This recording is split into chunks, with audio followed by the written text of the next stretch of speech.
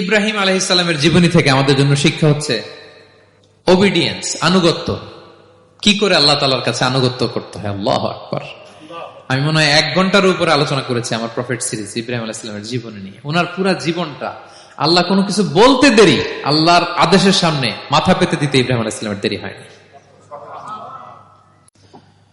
আল্লাহ বলছেন আসলিম, ওয়াইদ ক্বালা রাব্বুহু আসলিম ক্বালা আসলামতু লিরাব্বিল আলামিন। হে ইব্রাহিম সারেন্ডার, সারেন্ডার। সুবহানাল্লাহ। ইব্রাহিম আনুগত্য করো, আল্লাহ আনুগত্য করছি।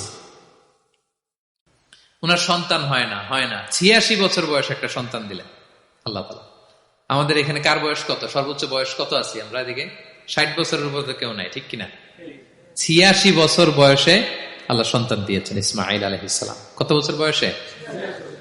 সন্তানটা আদরের নাকি? হ্যাঁ, আদরের না? শেষ কালে একটা সন্তান পেলেন 86 বছর বয়সে।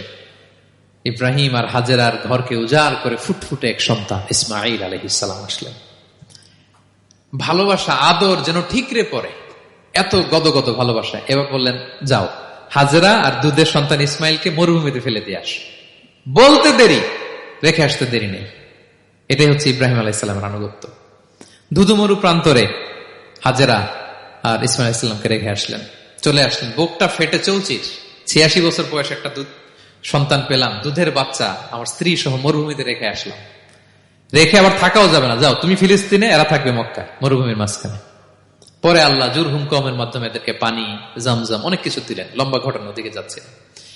এরপর হৃদয় যখন ফেটে চৌচির হয়ে যায়, তখন আল্লাহ তাআলা বলেন ঠিক আছে যাও, যা একটু ছেলেরা দেখে আসো। এবার যে দেখে ছেলেরা আরো মায়া লাগে, কারণ একটু বড় হয়েছে তো, এবার দৌড়াইতে পারে, হাঁটতে পারে।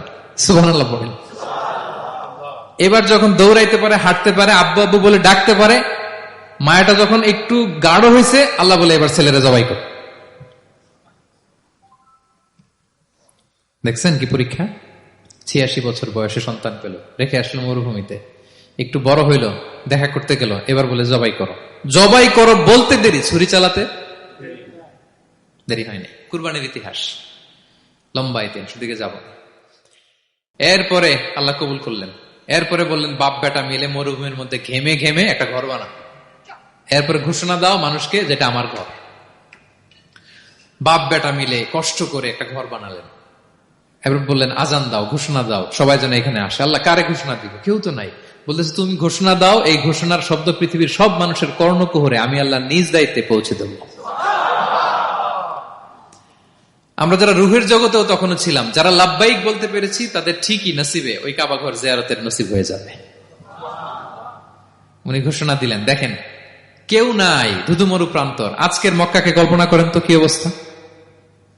এই রমজানের লাস্ট 10 days অফ রমাদান আপনি জায়গা পাবেন? হজের চেয়েও বেশি মানুষ। কিভাবে আল্লাহ কবুল করেছেন, কিভাবে আনুগত্য, সাবমিসিভনেস, নিজেকে আল্লাহর কাছে পুরো সুপর্দ করা, এর নমুনা সাইয়েদনা ইব্রাহিম আলাইহিস সালাম পেশ করেছেন। তাহলে সংক্ষিপ্ত কথা হচ্ছে, আল্লাহ নবী ইব্রাহিম আলাইহিস সালামের জীবনী থেকে আমাদের জন্য শিক্ষা হচ্ছে অবিডিয়েন্স, আনুগত্য। কিভাবে আল্লাহর আদেশের সামনে মাথা পেতে দিতে হয়। পারা যাবে তো? হ্যাঁ, ওই ইব্রাহিম আলাইহিস সালামের রক্ত আমাদের দেহে বহমান। আমরাও নবী ইব্রাহিমের উত্তরসূরি। নবী ইব্রাহিমের আলাইহিস সালামের মতো আমরাও ইসলামের জন্য জীবন বিলিয়ে দেওয়ার দরকার আছে না নাই? বলেন বলেন। শক্ত পদে আমাদেরকে এরকম স্যাক্রিফাইসের মেন্টালিটি অর্জন করতে হবে। অবিডিয়েন্স, আনুগত্যের শিক্ষা আমরা নবী ইব্রাহিম আলাইহিস সালামের কাছ থেকে পাই।